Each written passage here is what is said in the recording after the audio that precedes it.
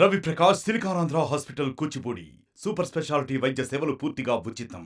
2023 assembly ఎన్నికల్లో ఎవరైతే Congress party ticket ఆశించారో వారికి టికెట్ ఇవ్వలేనటువంటి సిచ్యువేషన్లో పార్టీ కార్పొరేషన్ చైర్మన్లు కొద్దిమందికి అనౌన్స్మెంట్ చేశారు. దాంట్లో మెట్టు సాయి గోషమాల్ టికెట్ ఆశించారు. సో పార్టీ ప్లేస్మెంట్ చేయలేకపోవడంతో ఆయనకు చైర్మన్ హామీ ఇచ్చారు. ఫిషరీస్ చైర్మన్గా అవకాశం కల్పిస్తూ మెట్టు సాయికి ఈరోజు జీవో ఇష్యూ చేశారు. ఆయనలో ఆయన పేరుంది. మొదట్లో చెప్పినప్పటికీ కూడా ఈరోజు జీవో ఇష్యూ చేశారు. వైఎస్ఆర్ బర్త్డే 75వ సంవత్సరం సందర్భంగా మెట్టు సాయి గారు మీకు ముందుగా కంగ్రాచులేషన్. థ్యాంక్ యూ అన్న. మీరు టికెట్ ఆశించారు, పొలిటికల్గా ఎదగాలనుకున్నారు, కానీ చైర్మన్గా అవకాశం కల్పించింది పార్టీ. ఎట్లా అనిపిస్తూ ఉంది? మొత్తానికి ఈరోజు ఒక అవకాశం కల్పించింది. అంటే కాంగ్రెస్ పార్టీ కార్యకర్తగా చాలా ఆనందపడుతున్నా. నేను ఎట్లా పైరవి చేయలే. ముఖ్యమంత్రి గారు ఒక క్రియాశీల ఒక నాయకునిగా ఆయన గుర్తింపు ఉంది.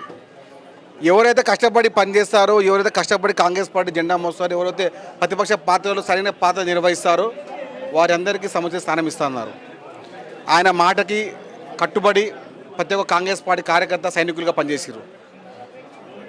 మీరు చూడొచ్చు, 2004లో కాంగ్రెస్ పార్టీ రాదు అని ఉమ్మడి ఆంధ్రప్రదేశ్లో వైఎస్ఆర్ ఏ విధంగా వైఎస్ఆర్ ఎత్తుకొచ్చారు ఆంధ్రప్రదేశ్ రాష్ట్రంలో, అదేవిధంగా తెలంగాణ రాష్ట్రంలో కాంగ్రెస్ పార్టీని జీవసత్వాలు లేని సమయంలో తెలంగాణ రాష్ట్రంలో కాంగ్రెస్ పార్టీ జెండాని రిప్రజెంటించిన రేవంత్ రెడ్డి గారి నాయకత్వంలో ఆయన మాటగా కలుపుతున్నటువంటి ప్రతి కార్యకర్త కాంగ్రెస్ పార్టీ కార్యకర్త ఆయన పూర్తి విశ్వాసంతో మేము జెండా మోసాము. పశ్చిమ పాత్రలో గట్టిగా పోరాడాము. మాపై నమ్మకం ఉంచి ఒక కాంగ్రెస్ పార్టీ యువజన కాంగ్రెస్ సభ్యునిగా పనిచేసినటువంటి నన్ను అతి చిన్న వయసులో రాష్ట్ర స్థాయి చైర్మన్గా నియమించమంటే చాలా గర్వపడుతున్నా. కాంగ్రెస్ పార్టీ కార్యకర్తగా ఒక నాయకత్వం కింద గర్వపడుతున్నా.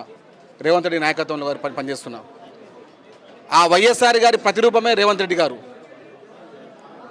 కార్యకర్తలని కడుపులో పెట్టుకొని చూసుకుంటాను అన్న ప్రతి మాటని నిజం చేసే వ్యక్తి అప్పుడు వైఎస్ఆర్, ఇప్పుడు రేవంత్ రెడ్డి గారు.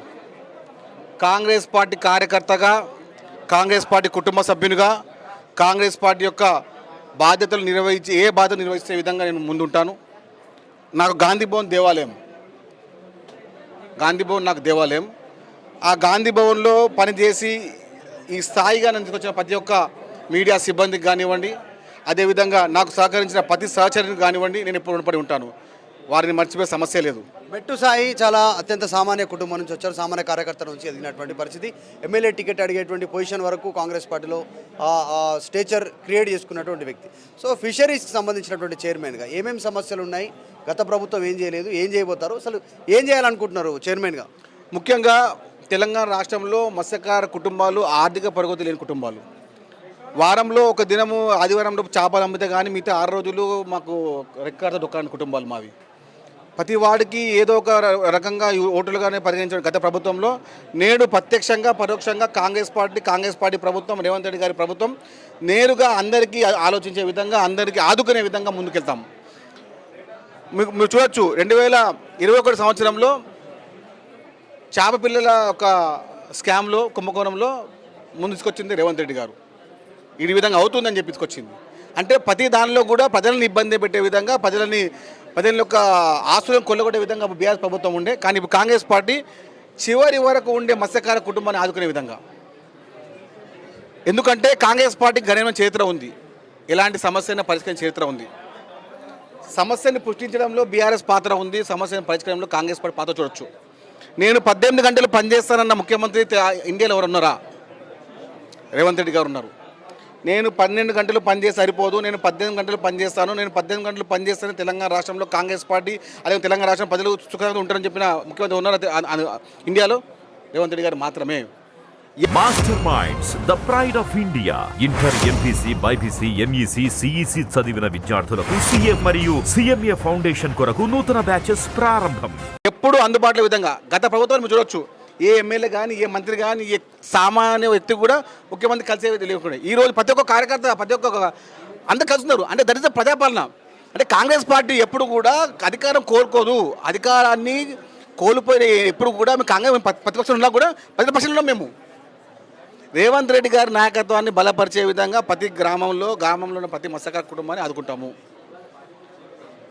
గతంలో 5 లక్షలు ఉన్న ఎస్కేషన్ని 10 లక్షలు చేశాము. మత్స్యకారులకు ఏ విధంగా అయితే మనం తీసుకొని మహిళా మత్స్యకారులకు ఏ విధంగా అయితే ఆదుకుంటామో అప్పుడు ఆ ఇంటి యొక్క గృహలక్ష్మి బాగుంటుందని చెప్పి రేవంత్ రెడ్డి గారికి ఒక ఉద్దేశం. ఇప్పుడు రాష్ట్ర బడ్జెట్ సిచ్యువేషన్ కరెక్ట్గా లేదు, చాలా ఆర్థిక పరిస్థితి చాలా దారుణంగా ఉంది. వాళ్ళే నిధుల సమీకరణ చేస్తున్నారు, నిధులను సమకూర్చుకుంటున్నటువంటి పరిస్థితి. రాష్ట్రం కొత్త అప్పులు తీసుకురావడం, ఆస్తులను పెంచుకునేటువంటి విధంగా ఆదాయం పెంచుకునే మార్గాలపైన దృష్టి పెట్టింది. సో ఫిషరీస్ డిపార్ట్మెంట్కి సంబంధించినటువంటి విషయాలు గత ప్రభుత్వం ఎంత కేటాయింపులు ఉన్నాయి, ఇప్పుడు మీరు అదనంగా ఏం కోరుకునేటువంటి అవకాశం ఉంది, ఏం చేయాలనుకుంటున్నారు, చేస్తే ఎన్ని నిధులు అవసరమవుతాయి, మీరు రేవంత్ ఎట్లా ఒప్పిస్తారు? తప్పకుండా ఇప్పుడు మీరు చూడొచ్చు మధు గారు, మత్స్యశాఖ మంత్రి ముఖ్యమంత్రి గారు, అది మన అదృష్టంగా నేను భావిస్తుంటాను.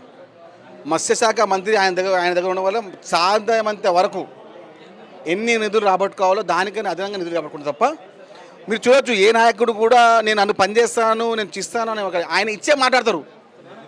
రేవంత్ రెడ్డి గారు ఒక రూపాయి ఇచ్చిన తర్వాతనే దానిపైన ఒక వ్యవహారం చూస్తారు తప్ప వేరే వారిలాగా నేను చూస్తాను ఇస్తాను అనరు.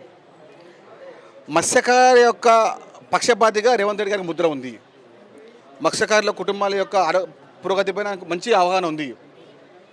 గణనీయమైనటువంటి ముద్రరాజు కుటుంబాలు, గంగపుత్ర కుటుంబాలు తెలంగాణ రాష్ట్రంలో ఎలాంటి ఆర్థిక పురోగతి తీసుకురావాలి, వారి కుటుంబాలు ఏ విధంగా పైకి తీసుకురావాలి, వాళ్ళ కుటుంబ సమస్య ఏ విధంగా పరిష్కరించాలి, అధపాతాలో ఉన్నటువంటి మత్స్యకారులను ఏ విధంగా పైకి తీసుకొచ్చి వారి యొక్క ఆర్థిక పురోగతిని తీసుకొచ్చడం వల్ల రాష్ట్రంలో ఉన్నటువంటి మత్స్య సంపద ఏ విధంగా పెంచాలి. అంటే వేరే కార్పొరేషన్లకు విధానంలో డిఫరెంట్ ఉంటుంది, కానీ మత్స్యకారు డిపార్ట్మెంట్ చాలా డిఫరెంట్ ఉంటుంది. ఎందుకంటే నేరుగా గ్రామంలో ఉన్న ప్రతి మత్స్యకారుని చేరువయ్యే విధంగా ఉంటుంది. వేరే ఒక విభాగంలో ఇంత స్పష్టంగా ఉండకపోవచ్చు. నేను అదృష్టంగా భావిస్తున్నాను ఎంతమంది యొక్క నా యొక్క కుటుంబాలకు నేను ఒక చిన్న కుటుంబ సభ్యునిగా నేను వాళ్ళకి చేరబోతున్నానని చెప్పి. 29 లక్షల కుటుంబాలు ఉన్న తెలంగాణ రాష్ట్ర మత్స్యకార కుటుంబాల్లో నేను కుటుంబ సభ్యునిగా భావించి నన్ను ఈ విధంగా తీసుకొచ్చినటువంటి రేవంత్ రెడ్డి గారికి నేను ఎప్పుడు రుణపడి ఉంటాను.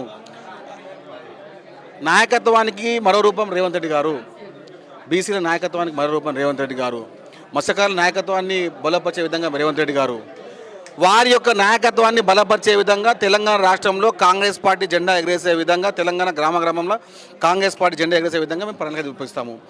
ముఖ్యంగా మేము అంటే గత ఎన్నికల్లో మేము ఇచ్చిన ఎజెండాలో కూడా మన ఊరు మన చెరువు మన చేపలు అనే విధానం ముందుకు తీసుకెళ్తాము.